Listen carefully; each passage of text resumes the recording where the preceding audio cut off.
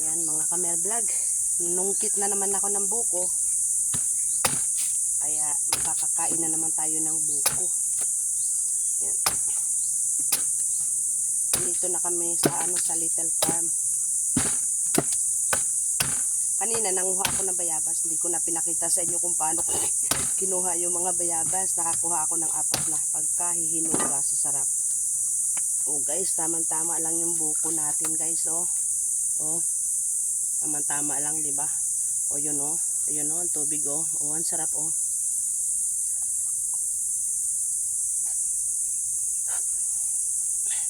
Kuhanin pa natin yung isa. Doon samahan niyo ako kung paano natin makukuha.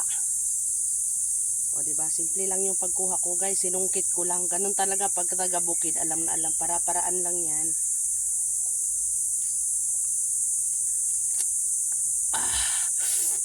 Sarap! Kasi kuhanin natin yung isa kasi yung asawa ko. Nauuhaw na din yun, gusto din uminom nun, pero ako muna.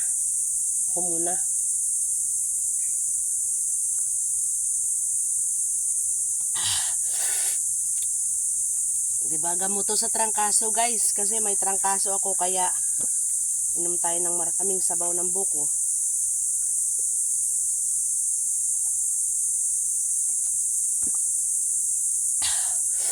Diba, tuluan na yung pawis mo. Pawis ko pala. Papati ka lang, kukuha kita ng iyo. Ayaw mo? Iinom ka ng sabaw eh. Oh, meron pang unting natitira, mga 2 kutsara. Kuhanin ko pa yung isa, gugulang yun, hindi masarap. Bukas na.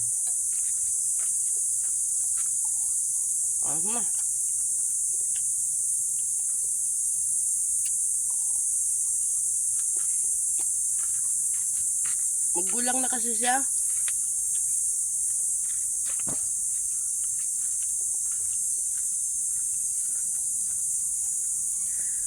Dahil wala naman kaming almusal nung umalis kami sa bahay. Almusal kami ng nyug. Ng buko pala. Kalang guys, napakainit.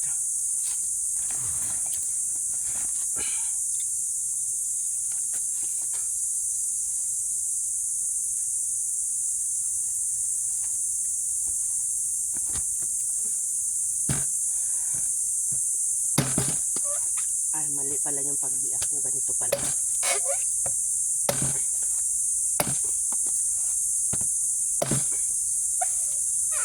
Kasi pag in-straight ko ng gayon, hindi siya mabibiak. Ah, ang sarap oh guys, ang sarap.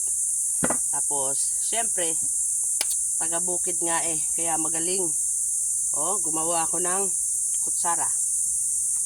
Oh, talaga guys, pag nandito kayo sa kabukiran, talagang matututo kayo ba? Makakagawa kayo ng paraan, yung hindi nyo kayang gawin, magagawa nyo talaga, promise. Hindi katulad yung nasa syudad. Ah, lahat na lang eh, puro electricity ang ginagamit. Dito hindi. Ang ginagamit dito, electric mine. Pagka wala ka noon, magugutom ka, mamamatay ka talaga dito sa kabundukan pag wala kang electric mine. Dapat, meron ka noon. Wisdom mula kay Jesus. O, diba? Ang sarap lang talagang kumain ba? Pag pinaghirapan mo, na.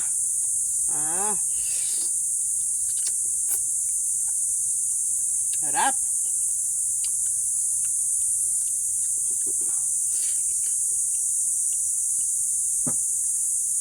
Papa!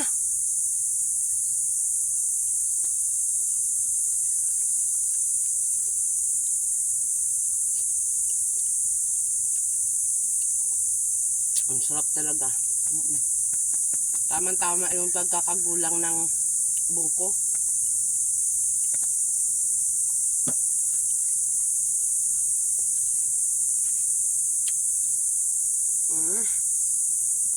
Sarap.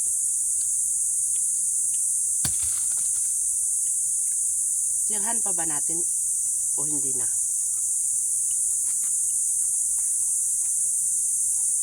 Tatanungin lang natin ha. Kasi love naman ako nun eh. Sasabihin nun hindi ako kakain. Yun nga lang pag sinabi kakain ako.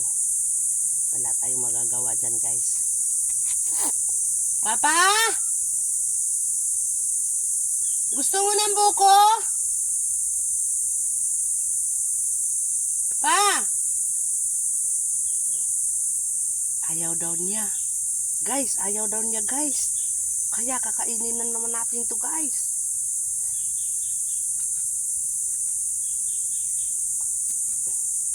Ang aking asawa ay hindi mahilig sa prutas. Kailangan mo pa yung pilitin kumain. Kaya lang ako, paborito ko yung buko. Kaya hindi ko talaga siya pipilitin kumain guys. Kakainin ko lang talaga.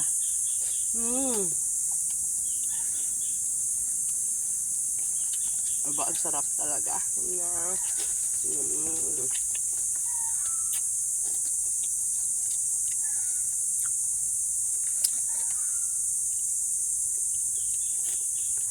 Sarap guys.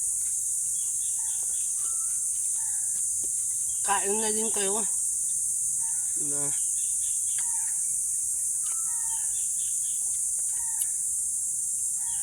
Sarap.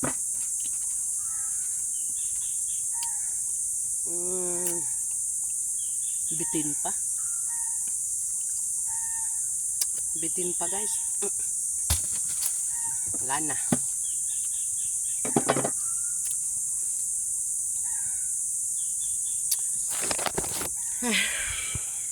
Paano kaya?